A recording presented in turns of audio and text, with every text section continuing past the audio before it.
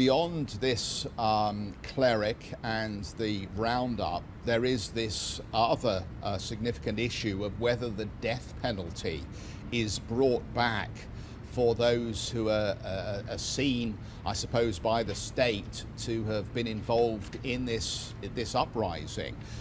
What more do you know at this point about how the relationship with Washington and other countries may stay the hand of Parliament and the President? Well, that's a big question, isn't it? Because essentially what I've heard for the last 24 hours is different responses here from different ministers. I mean, we heard from President Erdogan.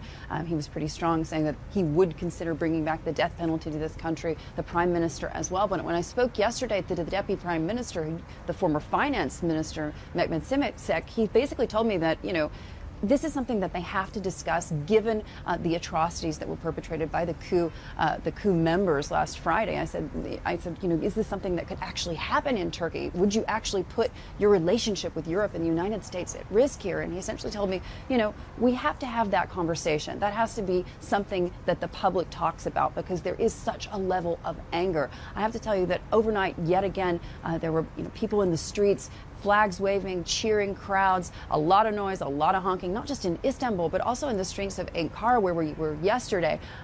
People coming out in support of the government and in support of President Erdogan as well. You have to remember that this is a country that, really did almost see the collapse of its government, and they came very close. Let's listen in to what the Deputy Prime Minister had to say. It was a very close call for everyone, to be honest with you, because this was rather unusual in the sense that they were so crazy that they could actually airbomb, literally, by F-16 war aircrafts, the Parliament, the Palace, other sort of like the headquarters of police. So they were actually bombarding. It's like an enemy, force, literally. It's like, so these were really insane. So yes, a very close call for many of us and for much of the country. To be honest with you, had it not been for the courageous act of people from all walks of life, I think Turkey today would have been in a very different chaotic situation. So people have won, they stood up for democracy, and Turkey has avoided a big catastrophe.